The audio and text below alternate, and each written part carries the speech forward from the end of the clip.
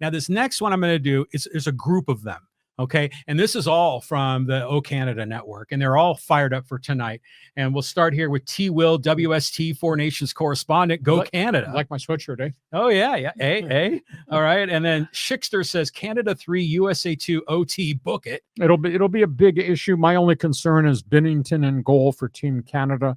I think the Washington Capitals goaltender Leonard Thompson, should have been there as part of this. I just don't know that I trust Binnington right now. And he hasn't had a great season with the St. Louis Blues. And there are no goaltenders in Canada. None. This is the best you got. But the flip side of that is Team USA is really battered up front.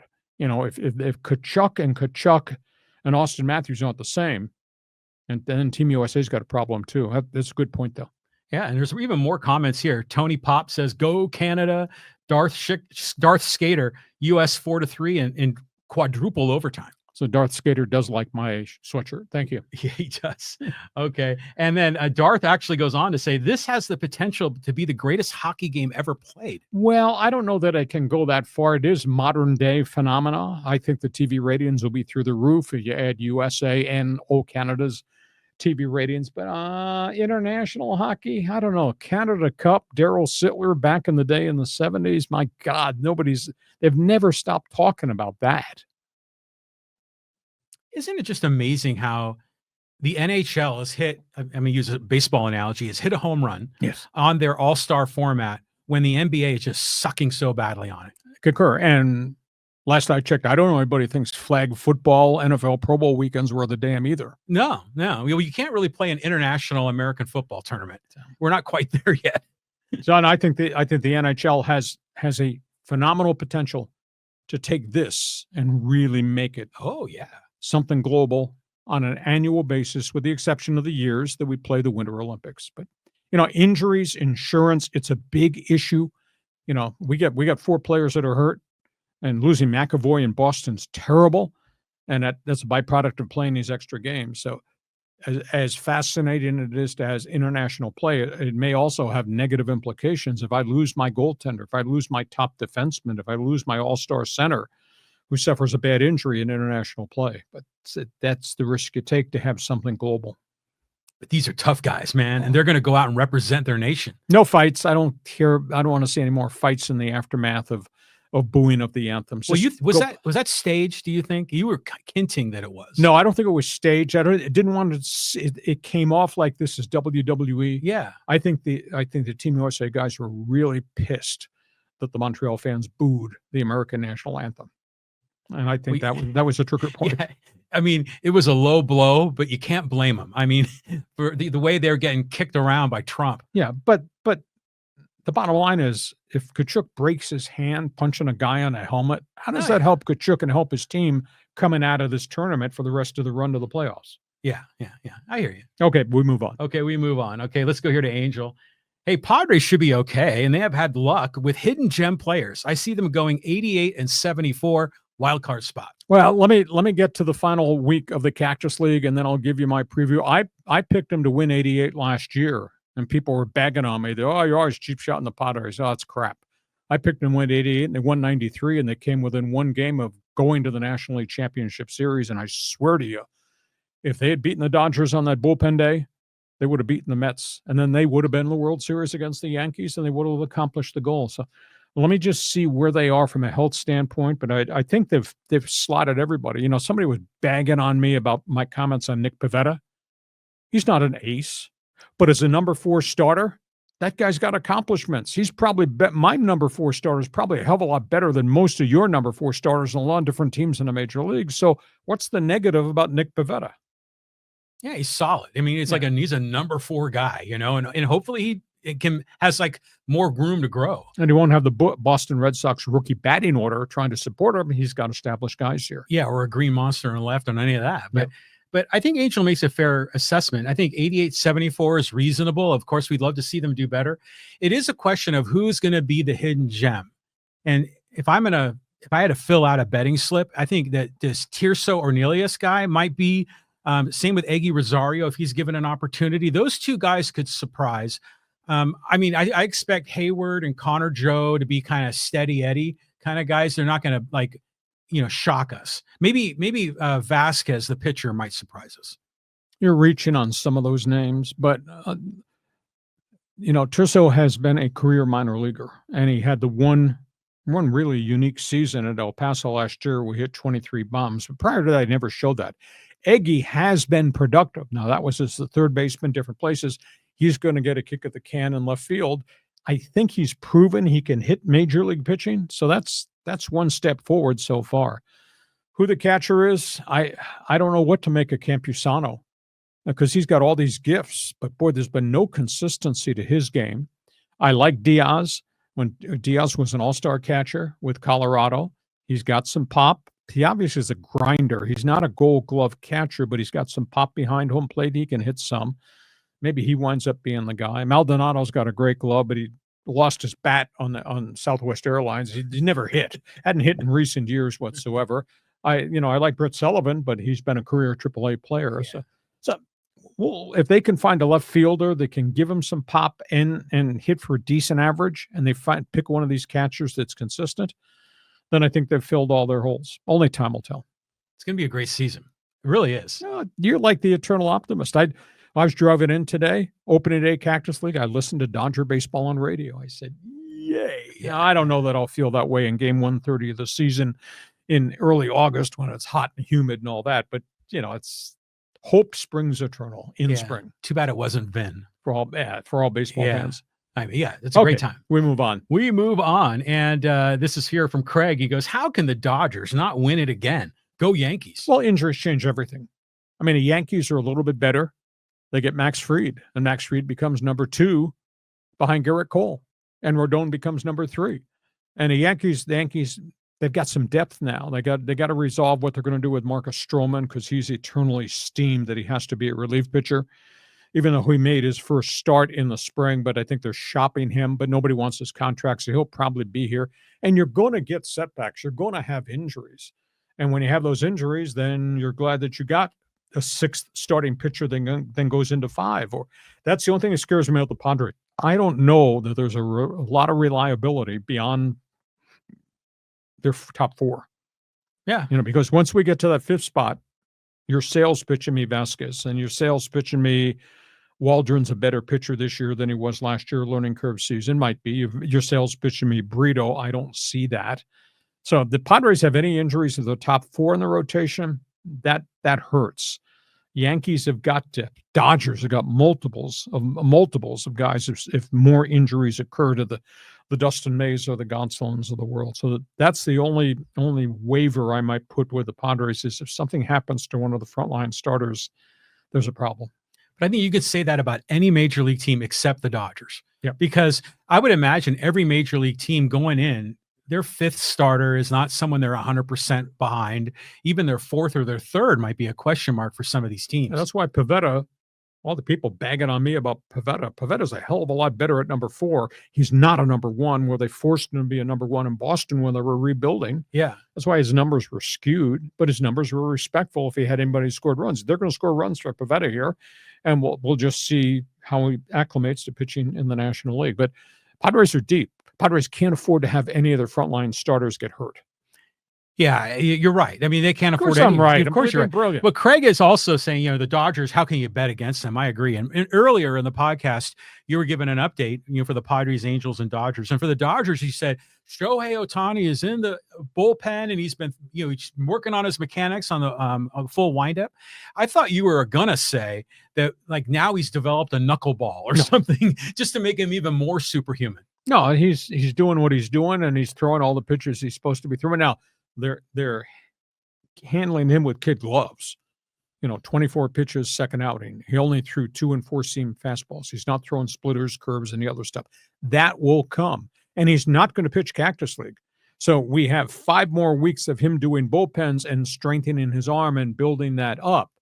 But that's Ohtani. Ohtani has phenomenal track record, but they're handling him with kid gloves, so there's no setback with the elbow. Remember, he's had 2 surgeries now, and same thing with Dustin May. May is popping fastballs, etc. He's not throwing his full repertoire yet, and he's not going to pitch in an exhibition game, I think, till right at the end of spring training. So, steady as she goes. Steady as she goes. Speaking of Dustin May, Skaters on Baseball has a comment. He said, Dustin May will be on the IL before opening day. Glass now before the All-Star game will be on the IL. Well, you're bagging on them because they got hurt pitching for your team. That's kind of unfair. May had fully recovered from the second surgery, and then he had this severe situation with the torn esophagus. He could have died on the operating table. Very serious thing. Glass now, he's had a history. I concur with you, only to the point that I said, boy, when they gave him the contract, after what I know he went through in Pittsburgh, what happened to him in Tampa, and you gave him that kind of contract with that history. Now, they sent him to do a study mechanically. Biorhythmics, is that what they call it? Probably. Yeah, that sounds right. Yeah. They sent him to an institute in Florida that does all this mechanics, and they determined he was putting extra stress on his forearm and his shoulder with his stride, where his foot landed. And he's a big dude. He's gangly. It was 6'6", 6'7". So they said, you shorten your stride, your plant foot landing closer to your body will allow your body to take the brunt, not the force on the elbow and the shoulder. And he spent the entire offseason working on this mechanical change. And he was popping it pretty good, and he felt comfortable. It takes time, though. I'm trying to think what his favorite phrase was. He said, I have to get mechanically into my mind what used to be athletically into my mind, where his whole career, he thought, athletically, I'll just throw the crap out of the ball and they can't hit it. Now he's thinking mechanically, I have to do this in step so that I can survive athletically. This is really interesting, his perception of what had to change. Yeah, that is interesting. And by the way, have you ever seen the TV show? I think it was called Sports Science. Yes. Where they would do all these measurements, and I like that show. Oh. I don't think it's on anymore, though, is it? No. I guarantee you that if you just practice all the things they teach you in that biorhythmic school, you'll be a better talk show host too. Yeah, no doubt. No doubt. Okay. All right, we move on. Thanks. Okay, let's go here to Chris. He goes, I have zero problem with Dave Roberts declaring his team the epicenter of the sport. After all, it worked so well for Lincoln Riley his first week in Los Angeles. Also getting ready to send the Canadians through the glass tonight in Beantown. No, they're going to check. I don't think these guys want to take a bunch of penalties. I don't think they're going to put the other guy on the power play. Lincoln Riley's got his hands full. He better not be sitting there at 6-6 this season with all the money they've invested and all the hoopla about how they've changed the whole structure of the Trojan football. But at the end of the day, look at all the first place finishes. Look at all the playoff appearances with the Dodgers. They have every right to do what they're doing because what they're doing is legal. Now, you might be a little bit turned off by Dave Roberts saying Dodger baseball is the epicenter of everything. Bill Steinbrenner said it, and they backed it up for all those years with the Yankees. And so Dodgers have been tremendously successful, but epicenter of baseball, just another reason to be pissed off when the Dodgers play the Padres. Well, this is all back to that hating the good for being the good, right? Yes. And I think that is a big thing in sports. But Dave Roberts is a good dude, and I remember one time my son was playing baseball here locally, and we were over at Santa Fe Christian in Solana Beach, and I was in the stands, and all of a sudden I heard, that sounds like a familiar voice, and it was Dave Roberts, because his son was the same age as my son. Sure. And they were playing ball together, and he's a good dude. He really is. I'll tell the story. I don't tell very many personal stories about interactions with people, but Dave, was he with the Padres? Must have still been with the Padres. Anyhow, he's a cancer survivor. Really? And oh yes, and I was doing sports talk still at 690, 1090, and I had made a comment. Dave is about to return. Let's salute Dave Roberts. And during the course of all of his treatments, I had made the comment, say a prayer for Dave Roberts. He's battling cancer. So I'm walking from the clubhouse towards the dugout. You have to walk through a tunnel. And I heard somebody yell, Hacksaw. And I turned around. He came and he grabbed me. We went off to the side. And he said, I just want to thank you for what you said about prayers. And I said, nice. Wow, I didn't know that. It's a just classy guy. Epicenter of baseball? Ooh, that might incite a few Padre fans. No, they're just doing everything right, Sure. So of course they're the epicenter. Plus they've got all the Hollywood glamour and glitz that goes along with it, But he has become more vocal, aka mouthy, since all the success of last year when they got the ring. Well, yeah, you won. You won it without an asterisk, So it's a real season, a real win. So, hopefully he gets paid. And you won it without the damn pitching staff too, which just That just boggles my mind. Dodgers.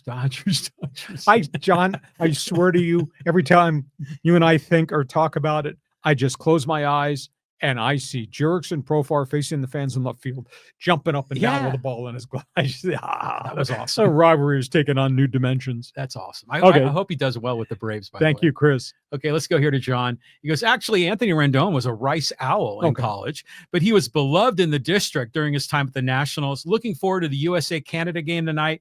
I know everyone wants to talk about the political noise, but let's concentrate on the game and not allow politics to mar what has been an incredible event that should have the folks in the NBA and NFL taking notes and figuring out how to imitate it. Pay attention. And Gary Bettman, did you get my memo, my email, my text? Make this a global event every February. Say goodnight now to the concept of the NHL All-Star Game. You can have, if you want to have the skills competition, that's great, but play a global tournament. Next one. Thanks, John. Okay, let's go to 4RXLA. He goes, the weakest link on the Dodger roster is Dave Roberts. Despite his unyielding love for analytics, they have won 2 titles. They now have a roster that fits Roberts' bullpen game strategy. No extension yet. They'll get the extension. He's of the belief they'll get to the extension before spring training ends. Let's be realistic. Yes, 2 World Series titles. There have been no back-to-back World Series winners in forever. That's an item. Secondly, it wasn't all his decisions. I'm sure this came from the analytics people upstairs about who to use when in certain situations, as witnessed by when they shocked the Padres in the playoffs. And I told John this story, and I think I've mentioned it here. That was in October, and I was at my cottage in the upstate New York in the northern Adirondacks, sitting in a biker's bar, because I don't have cable where I live or where my cottage is, sitting in a biker's bar surrounded by Yankee and Met fans. And when the Dodgers announced bullpen day, I said, this is not going to go. Why are you going bullpen day? You're going to lose. The series is going to be over. And they went bullpen day, and then they brought their closer in the 3rd inning, which just shocked me. And I turned to my wife. I said, I can't believe they're doing this. They're bringing their closer in the 3rd inning. Why would you not save him to the 9th? And what the Dodgers had decided, based on the way the Padres had structured their batting order, I'm going to match my right-handers against their right-handers. Each guy's going to get 1 inning. And then I'm going to go with my left-hander when their left-handed bats are coming up. And he's going to go 1 inning. And they went left, right, depending on the matchups. And they shut him out. And that put them back in the series, and they won the next game. Now, of course, they were aided by the terrible mistake where the Padres, total denial, should have never started Dylan Cease, power pitcher on 3 days rest, had never done that. I mean, I would have pitched Martin Perez in that game. If you lost, then you still have another game to play with, and you got Cease on regular rest, and you got Yu Darvish. So, I mean, they screwed this whole thing up, and the Dodgers outthought them and the analytics guys got it right. I'm matching my right-hander. You know, we're bringing Blake Trinan in the 3rd freaking inning, and I said, how do you do that? Or it was Kopech. So they had Kopech, it was him, and they went to the left-hander the next inning. Then it was Trinan. And I said, you're burning your aces in the bullpen early, and they were just matching right-handers, left-handers versus right-handed batters, left-handed. It worked. I think it was more than just righty-lefty. I mean, they knew the matchups and who had tough, at-bats against these guys. Exactly. So, so good on them. But there's more to that story, though, with the biker bar. I mean, didn't they find out that you were an NFL broadcaster and they're pulling up your website on their phones? One of the guys sitting next to me is he looked like a typical upstate New York guy with a bike that's parked out front here in the bar. We started talking. He asked me my background. This is while the pregame show was going on. And I said, well, I work in San Diego. I do a sports talk radio. I did NFL football forever and ever, And I write a column and I have a website. So he steps away and he's sitting over at this table with a big TV screen and he's doing this. And then he comes back and says, yeah, that's you. I said, yeah, I told you.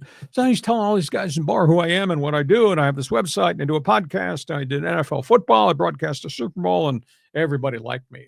But I didn't buy the bar around, but it was so funny. And then, by the way, it's 1st inning. Let's watch the game. Yeah. I'm surprised you were out there going, do you know who I am? No, not me. Okay, let's keep going here. And let's go to Hector. He goes, Lee, can Fans Forum get an ABS system for John's takes from left field?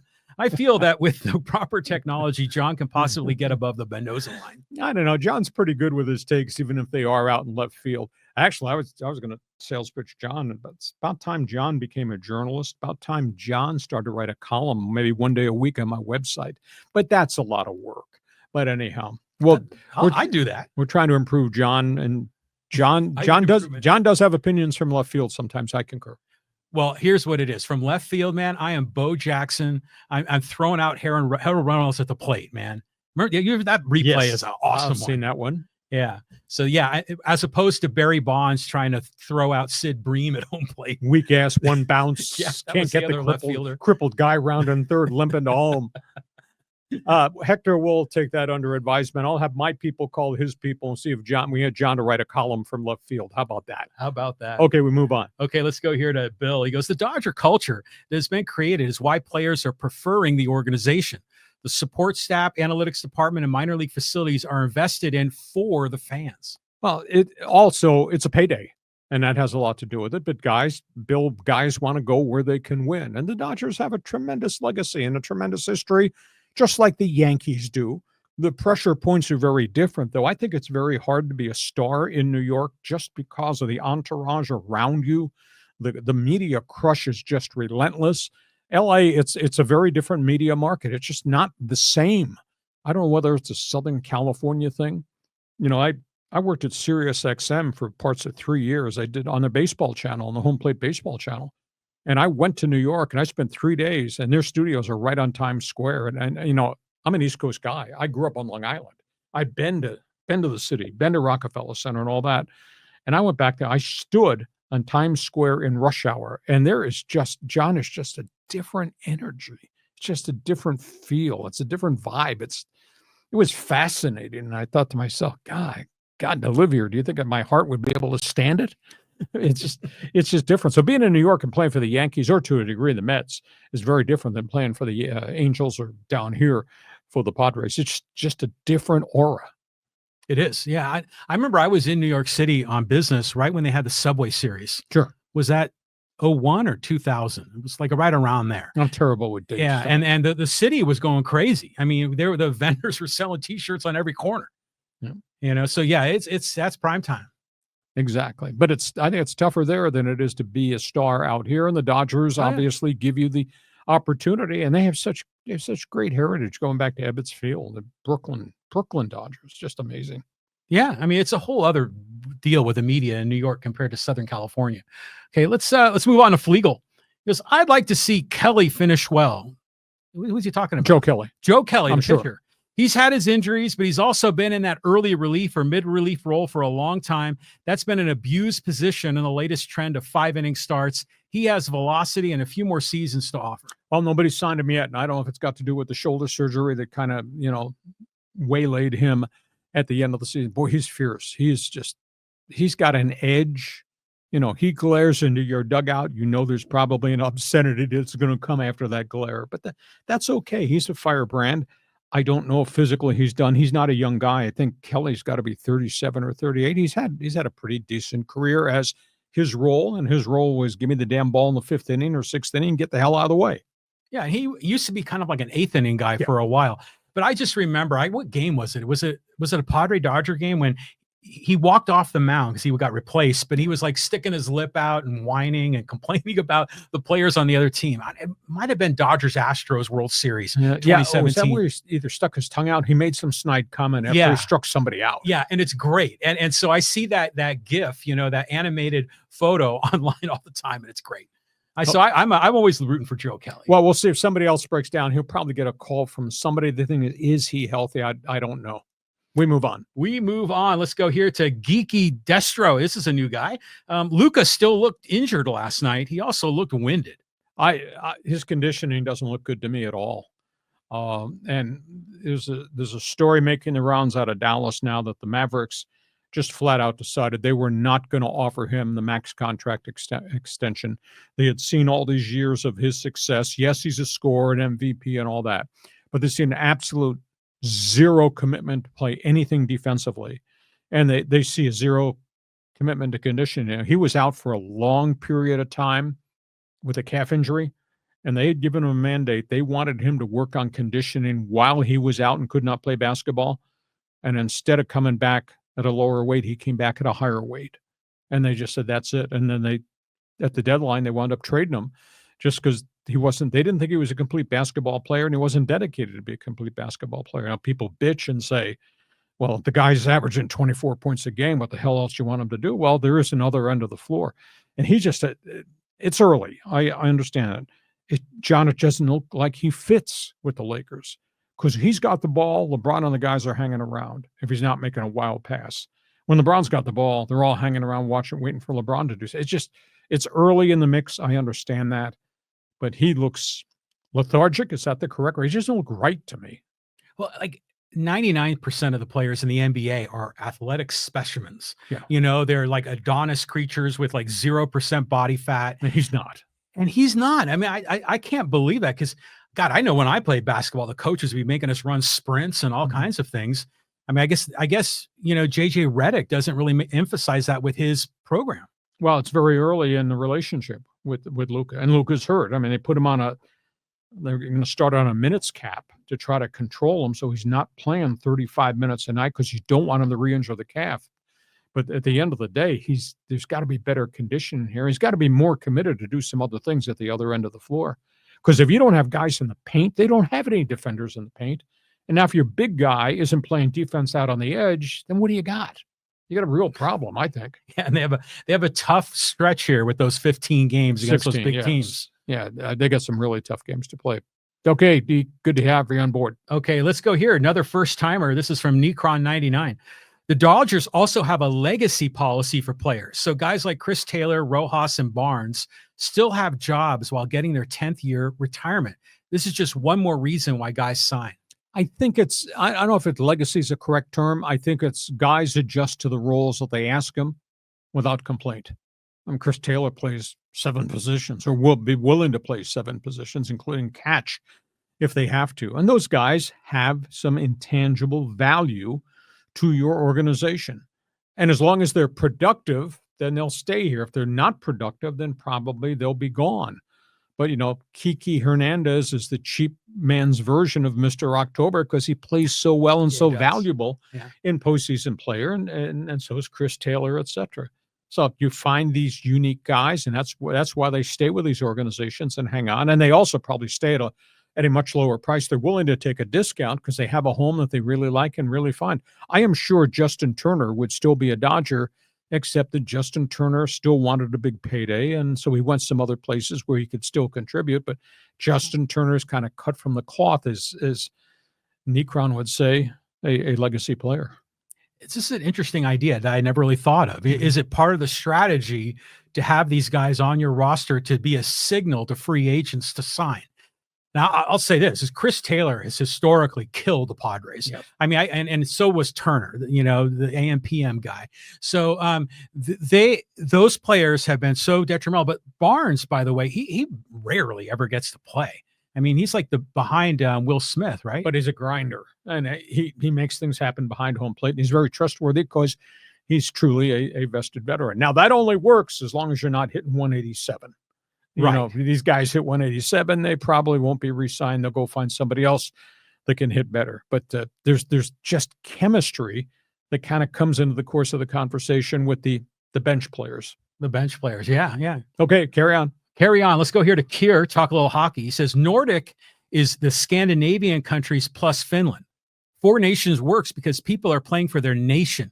I think Team Nordic and Team Europe wouldn't bring passion. Oh, I totally disagree with you. I think if you molded all these stars together, playing under a flag, Team Europe flag, which would mean a lot to these guys going back home. It'd mean the world to Ovechkin if they could raise the 4 Nations Cup on behalf of his country.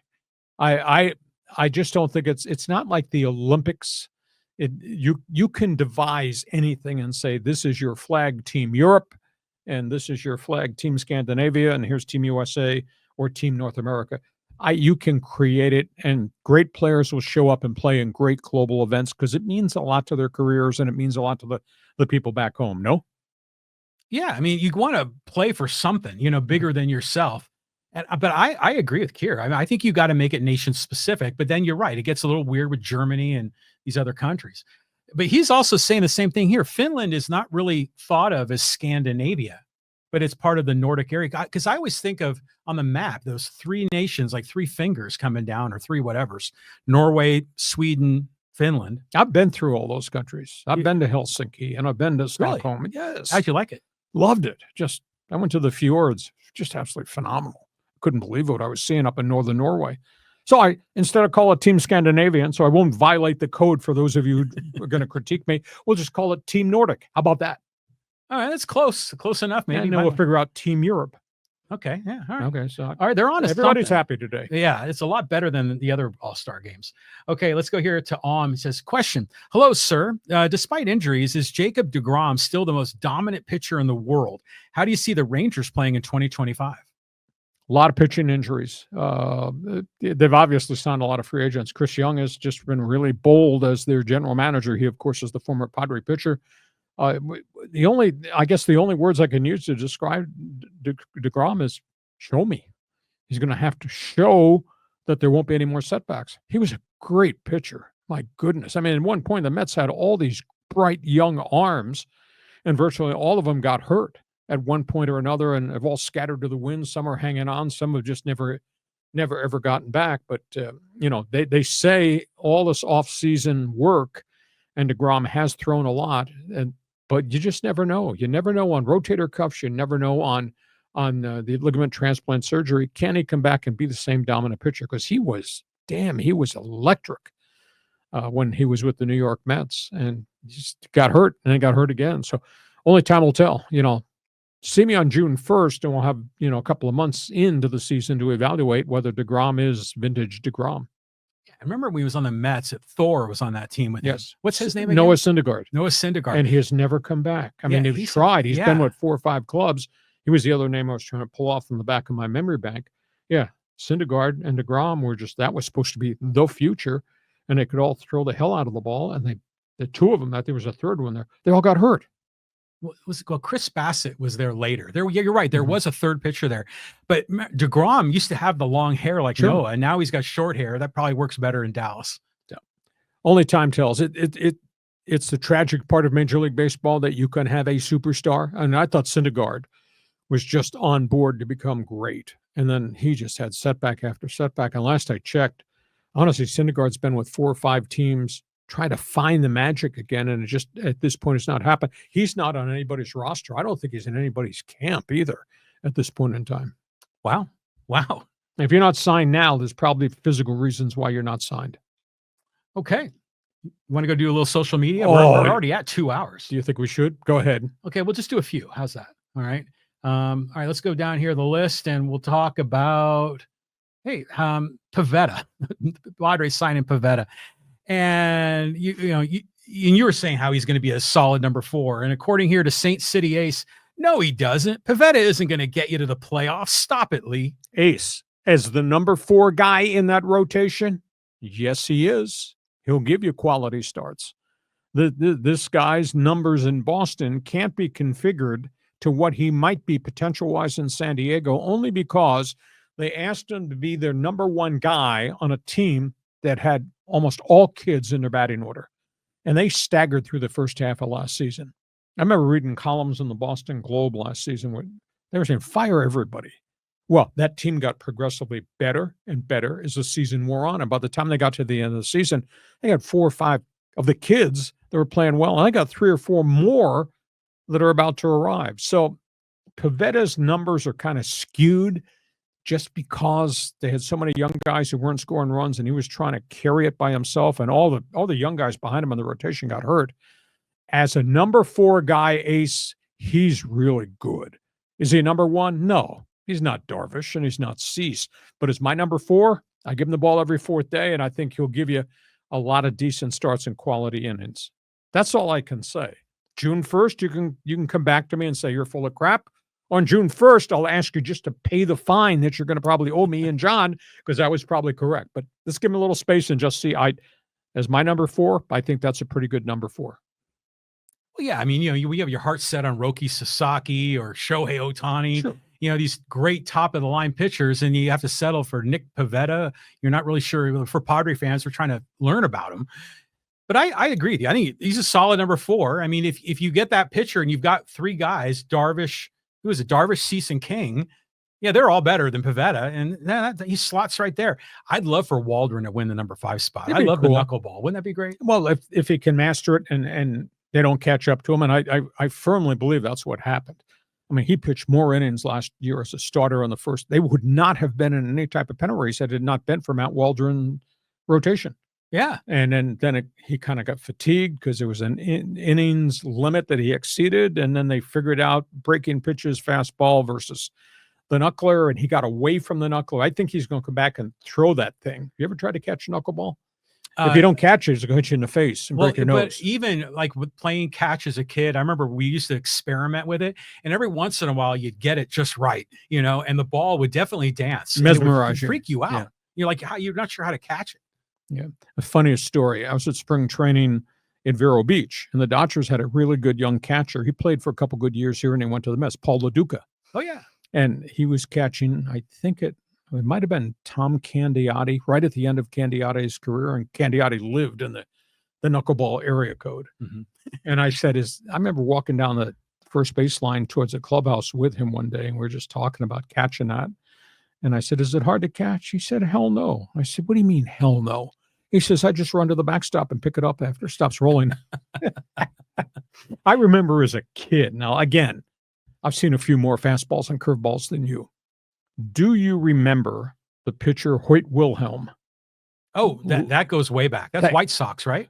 At the end of his career, very successful with the Go-Go Sox of 1959. Yeah. Prior to that, Orioles, Indians, knuckleball pitcher, whole lifetime knuckleball pitcher. He goes back into the 50s. Anyhow, great pitching coach, manager in Baltimore, a guy by the name of Paul Richards, very successful manager. He's trying to figure out how to develop a catcher to catch Wilhelm's knuckleball. Wilhelm was a closer forever, and Baltimore made him a starting pitcher. And Baltimore wasn't real good at that point. So Paul Richards, bright light manager, says, we got to figure out something for the catchers. They devised this big catcher's mitt. They got it approved by baseball. It went beyond the regulations of what the normal size was. And they had this all-star catcher, Gus Triandos. And this thing was huge. It was like a garbage can. And he would squeeze it, and he'd be able to control the knuckleball. And he used to fight that thing. He'd knock that damn ball down. A ball would hit him, it'd bounce, and he'd be trying to glove it. It was absolutely phenomenal. But that was the first catcher with different equipment to handle a knuckleball, which flutters, etc. I don't quite know the atmospheric dynamics of knuckleballs, whether it works better in heat and humidity versus cold. I tend to think in the heat and humidity, it jumps all over us. I've tried to catch knuckleballs, and you get mesmerized by watching them. Yeah. I can't imagine trying to hit them because they come in at you and they're doing this. Well, as a hitter, it must initially look like a big meatball. Like you're going to crush it. Grapefruit. Yeah. And then suddenly you realize, holy crap, this thing's dancing. So anyways, I'm rooting for Waldron. I think Vasquez might surprise again. He's got the potential. And we got Pivetta. We're going to learn about him as number 4. Pom-poms. He'll show up here opening day with pom-poms. Okay, let's do a couple more social media. Okay, we got to talk but here with the LA fans. And Hacksaw, you mentioned the other day, the outside of the Dodgers, no LA team is winning championships. Well, the Lakers won in 2020. The Rams won in 2022. LA Galaxy 24, LAFC 22, Dodgers in 2020 and 2024. That's just the last 5 years. By the way, the LA Kings have won 2 Stanley Cups in 2012, 2014. You said they only had 1 the other day. You are such an LA hater. Nah. Go Lakers. No, I'm only including the mega teams. I'm only including the most important teams, which would be Lakers, Dodgers, Lakers. Then it would encompass the LA Rams, who used to be in Orange County. Obviously, the LA Kings have had that nice stretch. But again, if we're talking historically over the length of the franchises, the Lakers own the market. The Dodgers are second in the market. And anybody else that's gotten there, good for you. If you got there one time, etc. I don't incorporate the Galaxy or LAFC, etc., because it's a different sport that's held in a different radar, different attention span. I mean, the big sports are the big sports per se. Not to be detrimental towards the other guys who've won other things. SC has won national championships. UCLA has won all that. But we're talking the marquee sports, which is the NFL and has been Major League Baseball and the NBA. And the Dodgers and the Lakers own it. I'm not a hater. No. I'm just I'm devising my response based on these parameters, not everybody. Some people think you're a secret LA Dodger lover, and then people call you haters. But if you're going to include kind of that second and third tier of pro sports, and you hate to refer to them that way because these guys are athletes and they're, got a career. But, in San Diego, we can include the Soccers and, we can get a little bit creative with that. The Gulls have had some moments. So, but LA's just got it all. I mean, they've got like 10 professional teams, if not more, right? Mm-hmm. When you add it all up. Yeah. It's like New York.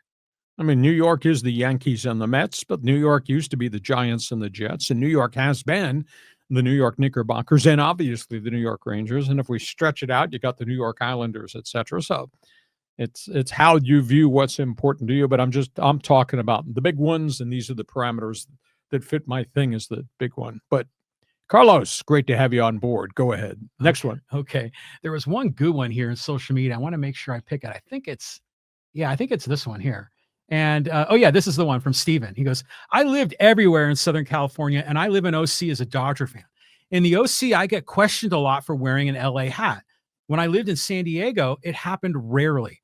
It might be different now, though. San Diego definitely has more Dodger fans than in Orange County. Orange County are very loyal to the Angels, almost cult-like. That's cool. Cult-like. Artie Moreno owes those fans in the OC, which is baseball crazy if they do it right. They'll draw $3 million if they do it right, but he hadn't done it right in a decade. They have not been in the playoffs since 2014, and they had that one World Series win back in the day under the Disney ownership, and it was just electric to be up there. We used to do our talk show from Angel Edison Field. We do our afternoon drive talk show from there some games, and it was cool, but you got to repeat. You got to put a better product on the field. And Artie Moreno has not done that more recently. In terms of where the Dodger fans are, they're everywhere. We got LA people that are living down here. That's like a virus. Yeah, it's not. Dodger fans. This guy is rapping on you. Dodger fans are everywhere. They are everywhere. That's cool. That's no problem. San Diego, I think San Diego is the most unique marketplace in the country. It is truly a melting pot of fans from everywhere. The lowly Pittsburgh Pirates, when the Pirates come play the Padres here, you cannot believe how much black and gold there is in the yard. It's just so cool. And the same thing at Red Sox fan and Giant fan. And my God, the number of Cubs fans that show up here have no place else to go with their lives. So, I mean, this is a melting pot of people from all over. And now it's electric because Padres are winning and Padre fans have really supported this franchise over the last 4 calendar years. And all of a sudden, Padres play the Red Sox. You can't believe the number of people sitting next to you that speak and you can't understand what the hell they're saying because they're talking New England. Yeah. And they're like, oh, I grew up with the Red Sox and, all this stuff. You'd be surprised. Yeah. This is a fascinating topic, though, because you see people around town, and I do see a lot of Dodger hats in San Diego County. And at first, you're like, what are you doing? You're in San Diego, but now there's a lot of legitimate fans and they're riding a high. So you can give them that credit. But one thing that always bugged me is when the Aztecs would get together and they bring their alumni and they'd have Adam Seiko there, the 3-and-D guy, good dude, but he would always wear his LA Dodger hat that's black and white. And he would wear that in Viejas Arena. And I'm like, come on, man, know your audience. Wear Aztec gear, please. Yeah, we at least wear Aztec gear. You don't necessarily have to wear Padre gear, but don't wear an LA hat at San Diego State University.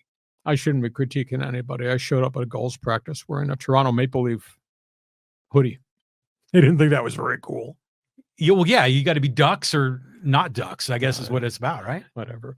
Okay. Hey, listen, we hope you've enjoyed what we've tried to bring you. We do sports talk the way it should be done. It's great to have you here. We're here Mondays and Thursdays. The new starting time is 1:30. I want you to email and message everybody in your address book, all your followers. Tell them, hey, Hacksaw's back. I want you to come join us and be part of this. This Fans Forum thing is so cool to be able to exchange gunfire with the fans, and we do that. But we're on the air Mondays and Thursdays at 1:30. Please check my website. I write on it every day of the week. If you want to get the emails of stuff off my website, it's real simple. Just join the Hacksaw's Insiders group in the orange box right on the main website page. That way you will get emailed all the unique things that I write about on the website.